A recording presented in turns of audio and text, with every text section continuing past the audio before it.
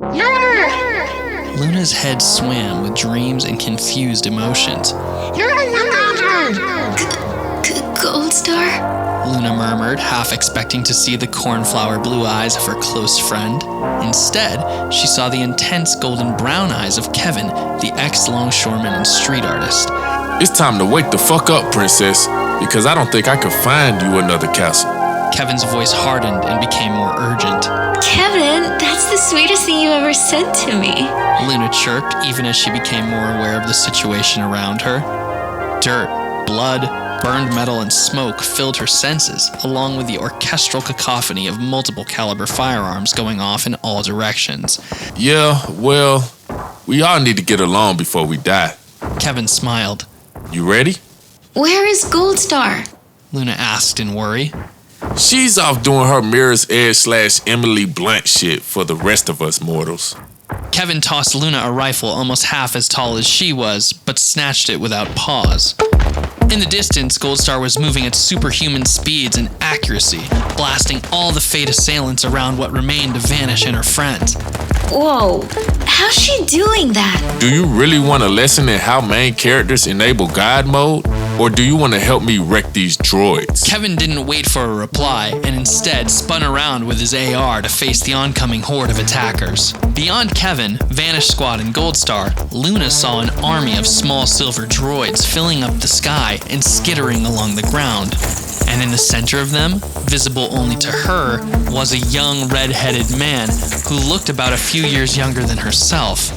He walked slowly towards the defenders, hands tucked nonchalantly in his pockets and his head cocked slightly to the side.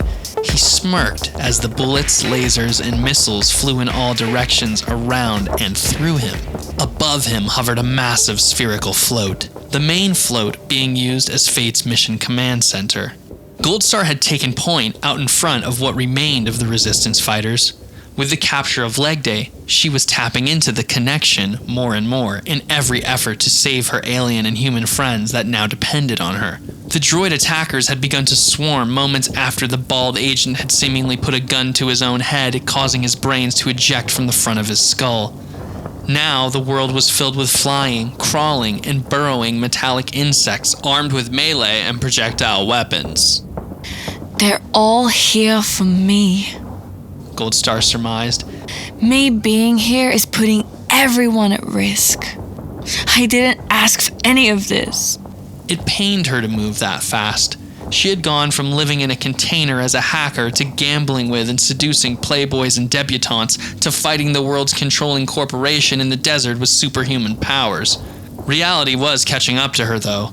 The bullets that she was dodging were getting even closer, and her lungs and heart ached with the effort of pushing herself that hard for so long. I just need to keep this up for a little longer. Regroup with the gang.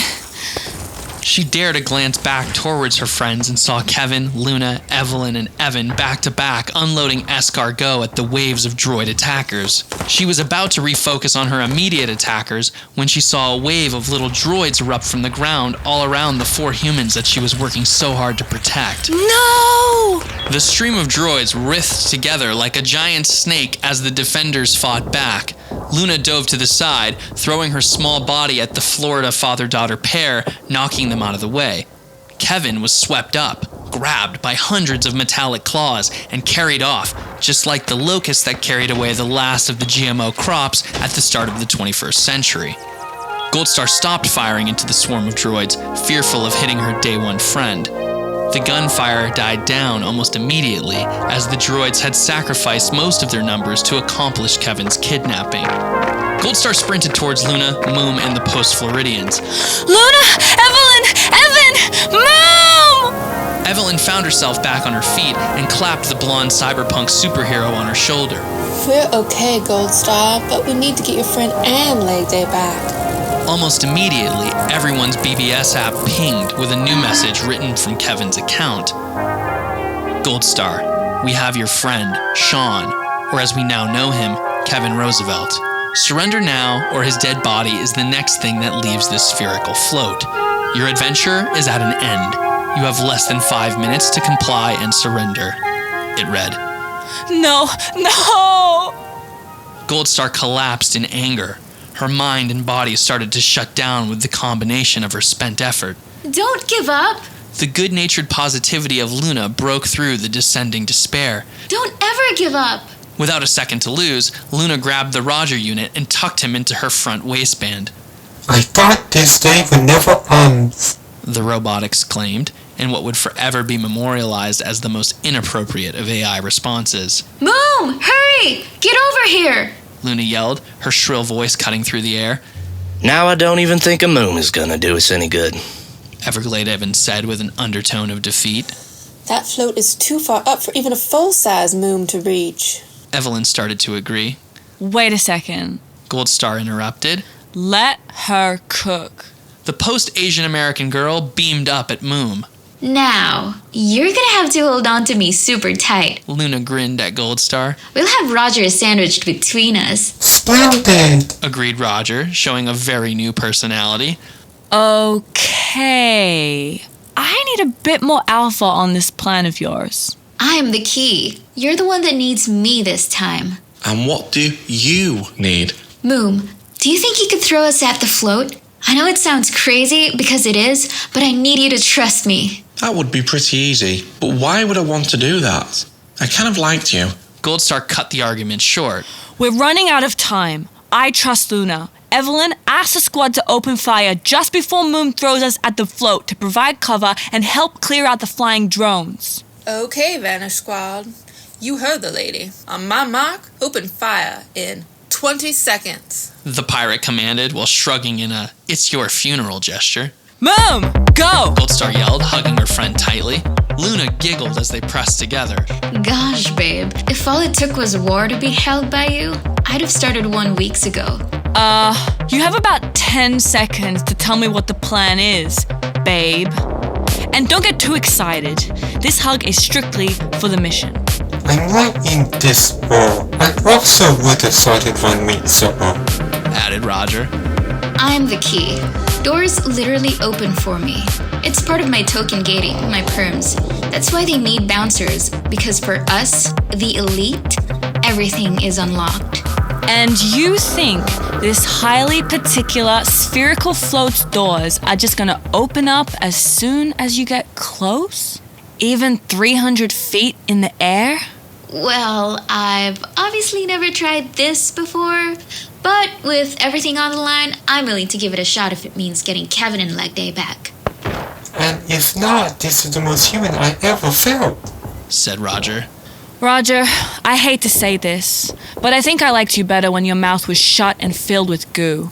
Roger, said Roger. Before Goldstar could further question the logic, Moom's sticky tongue wrapped itself around the trio like an Australian whirling a boomerang in an American cartoon and propelled them upwards into the air towards the hovering spherical float. As the cover fire from the Vanish faction dwindled before them, Goldstar slowed time using her power of the connection to clear out the last of the drones in their way. She kept on firing even as the shiny surface of the float flooded her vision. Even while observing the world at 1/8 speed, Goldstar realized that Luna was laughing.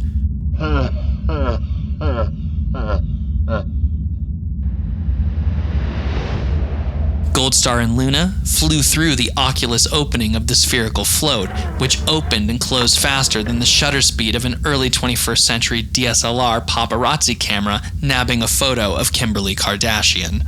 Goldstar reacted immediately, as it only just occurred to her that she and Luna would actually pass right through the spherical float. She grabbed Roger and pushed herself off of Luna in midair. Luna, still laughing like a kid on a roller coaster, kept flying until she popped right out of the other side of the aircraft, ejecting her as quickly as she arrived. We definitely did not think this all the way through. Goldstar growled at herself. I hope someone catches her. The blonde cyberpunk with no access passes to the spherical float slammed into the interior at a considerable velocity and fought to maintain her wits as she slid down its sidewall curvature. She saw a white-haired, monstrous Agent Q seemingly speaking out loud to himself as he communicated through MindLink and the Clarity Network with visible projections of two others. A pink-haired exec wearing a gorgeous white pantsuit and a red-haired boy standing over the slumped body of Kevin. You! she heard Agent Q growl in an inhumanly metallic voice. I'm just as surprised as you are, big guy, but not as ugly. Curious. The supplicant frowned. Leveraging violence over Kevin to access his account on your Resistance BBS chat application was moderately easy. But you hacking the doors of a spherical float and obtaining entry midair? Less than 2% probable. Agent Q, eliminate this peasant. The image of the pink-haired Dimona King barked. How nice of the Vanished crew to airdrop her right into our hands. Rug those degenerates away. Leave it to me. I'll get the other Los Angeles MBE as well, Miss King. The red-haired boy bobbed his head and de-rezzed. I'll leave this freak show to you, Q. I'm mind linking with Liander in 5 minutes about the transport of the captured MBE back to Salt Lake. I trust one little girl is within your power to take care of. She disappeared without another word, indicating that was a rhetorical question. Yes, ma'am. The cybernetic monstrosity of Agent Q replied. He dropped his pistol to the floor and moved in towards her in the enclosed space. Goldstar fired twice close range at the agent, but he stepped aside with an inhuman speed, almost as fast as hers. He closed the distance like Dwayne "The Rock" Johnson in his most horrible of the Fast and the Furious franchise films, slamming a massive fist into her ribs. Goldstar shrieked from the pain as they cracked, but she kept moving, using the momentum of the punch to spin her around into a reverse heel kick to the agent's face. Agent Q's face distorted as he took the counterattack. His next swing, pure brute force, missed Goldstar completely, denting the float's sidewall. Goldstar dove from side to side at full speed, barely keeping out of the super agent's way. I can't keep this up. Accept the inevitable, girl. The cyborg organic monstrosity growled. No matter how special you think you are, you're outmatched, outnumbered, and alone. Nah, you robot chip head having ass nigga. She's never alone. And the name's Kevin. Don't ever forget it. Kevin dropped, immediately firing the weapon that he had picked up. The agent, caught unaware, was shot right through the nanobot housing of his clarity chip. His strength and systems began shutting down. Kevin! Goldstar laughed as soon as she recovered herself. Here I go saving you again, Goldie. I don't think you've saved me even once this whole time. All you've done is eat Guamillion Doritos and vibe on Scalaxian OG with Moom. Bro, that's look. Before Kevin could finish his response, Agent Q lunged forward, grabbing him in a chokehold. Goldstar quickly resumed her stance. Yeah, well, we all need a little Scalaxian OG before we die. Kevin sputtered through the chokehold. Prior to Q getting another word in, the top hatch of the spherical float blinked open, and Luna's foot descended downward, colliding with Q's arm, breaking the chokehold he had on Kevin. Luna! Kevin coughed, relieved for air. Freeze motor functions! She commanded in unison with her actual voice and a mind link session connected to Q. Q froze. Open all clarity broadcast channels. No! Q growled and winced through his frozen state. This is for you, Goldstar. It's time to send your message to all of One World. Let's fucking go! Confirmed Kevin, his face filled with victory. Roger. Start a live stream on the BBS. Roger, said Roger. You'll never get away with this! Shut up. Watch me. Citizens of One World. No, scratch that. People of planet Earth. Chipped and unchipped. For years now, the Fate Corporation has controlled you. They've owned your thoughts, controlled your actions, and measured your lives through their chip. To the unchipped, they took the minds of the people we'd love, turned them against us, made us look like fringe outsiders for wanting mental sovereignty, and replaced them with a diluted version of self. And they don't even actually remember you. Fate's AI brain implant has stolen the real world from all of us. It's not chipped versus unchipped. It's fate versus humanity. For the chipped, they give you only what they deem is just enough to keep you going, to keep you amused. to keep your human self busy. Just enough to do what they need in order for them to thrive and live beyond all the rules that apply to you. Rules you don't even know you're following because you can't even see that there's anything wrong. But believe it or not, we still love you. Even though you've lost your minds and are engaged in blind obedience, every one of us knows it's not your fault. It's always been the chip. This life is not you. Clarity uses, you may not agree with me or even understand this message at all. And right now, fate is probably programming you to hate me. And they're certainly already working to erase this from your memory. But please know, we are not the enemy. And you do not need to fear us. From this day forward, we are known as the Moon Resistance, and we are here to set you free. To the unchipped, if you're receiving this broadcast and want to help, we will find each other. And remember, this fight is for everyone on Earth. Oh, and when you see shipping container aliens, they're on your side too. And together, we will defeat the Fate Corporation. Liander Xang, if you're watching this, I'm coming for you. A hopeful moment of silence filled the airwaves before being broken by Kevin. Luna, open the float's door. Luna glanced at the door and it opened immediately.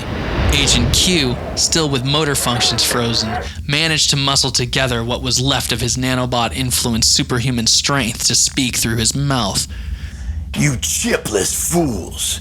Fate will terminate you all. I'm so sick of this.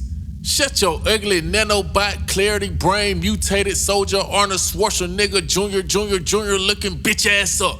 And before Q had a chance to do anything in response to the insult, Kevin's foot connected directly with his chest, kicking him with all his strength, making an impact sending him directly out of the spherical float's opening, causing Q's frozen body to fall hundreds of feet downward through the air, directly to his death.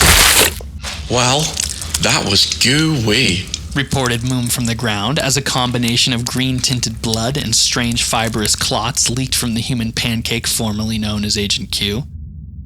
Kevin, wow! That was absolutely badass. Like all of us. Yeah, I was really getting sick of him. And let's be honest, this MFer was never destined to make it past season 1. So how do we land this floaty thing?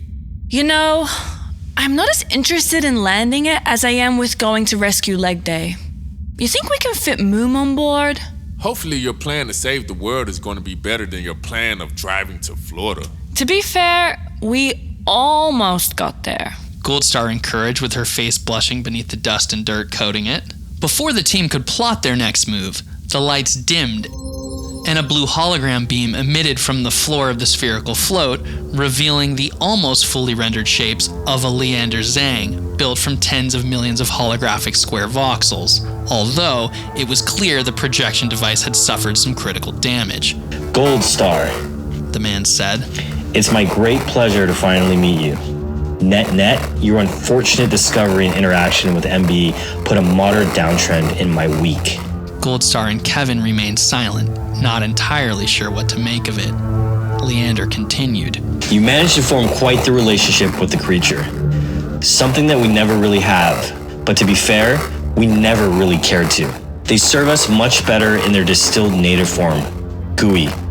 As a CEO of F8 and by effect, the president of One World, due to your truly marvelous illustration of talent and dedication to saving your friends, loyalty is always welcomed in my ranks. You've shown us that even unshipped citizens have abilities, albeit primitive compared to those with clarity. I'm willing to make a one-time offer. Your entire crew can join me and together help actually build a better tomorrow, instead of just parading around like rebels that will ultimately be exterminated. I wish I had a more memorable comeback prepared. But know this, the first time you see me in person, it will mark the end of your empire. Luna mind signaled a transmission kill switch, killing the feed, and the voxelated images disappeared. Boring. I've always wanted to shut down his feed. Luna said playfully, as if the entire mission hadn't even registered. Okay. Now that you've pissed off the most powerful man on Earth, how do we fly this UFO and continue this crazy mission? Kev, I know you're not going to like this, but I need someone I can trust on the ground. Actually, I need you to go with Vanish and help Everglade Evan and Everglade Evelyn build in Florida. Luna, Moom, and I need to use this craft to go save LEGDAY. After all we've been through, you're gonna take off like that? Evelyn, do you copy? Kevin protested into his walkie. I hear you, big guy. What do you need? Big guy, huh? Now we're talking. That fog from the greeting wearing off? Jokes aside, it looks like one of us is making it to Florida after all. Goals orders. Ask Evan if he's good with me joining to help you lead the charge on the ground. I'm sorry, Kev. You've always been there for me. But I gotta do this without putting all of my friends at risk. You gotta do what you gotta do, girl. It's a good thing you have Roger with you. Just don't let Luna program him to dox your nudes. You're officially our leader now, and that would be a bad look. Marvelous. Roger agreed. Evan's excited to have you on Vanish, and don't worry, doll. We're gonna drink sweet tea, eat gator, and do all kinds of stuff together. I guess I'm going to Florida for the oranges. Roger patched into the spherical float, taking control and lowering it to the ground at a height just above Moom and his ruptured container body. Kevin jumped down, joining Evan, Evelyn, and the remains of the vanished team. Thank you, Lady Goldstar. We'll hitch the next quad truck that crosses our paths 10 miles east. We'll be in touch once we're back in 27A. Roger, does this thing have a docking bay? If so, lower us and open it. Roger, said Roger. The float descended downward with zero air resistance, and the docking bay opened. I must admit, I really didn't think the plan of slinging you up there with my tonseculars would work, but I'm glad it did. Moom walked up the docking bay's extended tray and nested himself in the center of the float's command area, retracting his arms and legs and resting his container body on the ground. A gooey sound slurped, slid, and echoed throughout the interior of the spherical float. Moom's blue and pink goo poured out of his container body. Oh my god, what's happening to Moom? The goo began seeping into the floors and spreading upward across the curved walls of the craft. His m00m face on the front of the container wall went lifeless and faded away. Oh, God, Goldstar gasped. Suddenly, all of the artificial light provided by the craft went completely black. I cannot reactivate the lights, so... Roger said, sounding concerned. And then, reminiscent of the first time Goldstar ever encountered the MBE, the entire float glowed bluish bioluminescent, as if the interior were one large black light. I've successfully bonded with the spherical float. Moom's voice confirmed and reverberated throughout the craft. No way. I've disabled all forms of comms and tracking throughout, and have managed to locate the last known connection whisper from LEGDAY. It seems the ability to communicate through mind isn't the only technology your species harvested from us. This float uses both a programming language and quantum technology that was originally created on Guama. Wait, so you're this entire float now? Luna asked, facing a bit of confusion. This is crazy. Indeed. I've also managed to store and remember a map of what appears to be several core F8 operation bases here on Earth. But more exciting than all of that, I do wish you could see me from outside, because my moon face is now on the float, and I wonder how I look. This is so weird, but I love it. Based on my knowledge of the superhero movies I watched with Kev when we were off that Scarlaxian OG, this is usually where the whole squad has some unique tagline they say together as they blast off into the sunset and begin the mission of a lifetime. Any ideas? How about may the moon be with you? That's horrible. I've got it. Send us into hyperspace or whatever this thing does, and I'll scream it. Done. Let's go rescue LEGDAY. Moom, who had now essentially become a giant flying orb spaceship with his eyes surveying the outside with a blue and pink tinted exterior, punched on the quantum field-generated thrusters, sending the team hurtling towards the last known location of LEGDAY, moving past the speed of sound and getting closer to what felt like the speed of light. Let's frickin' go! Goldstar yelled as her catchphrase signaled the end of their mission and the start of a new era. The end.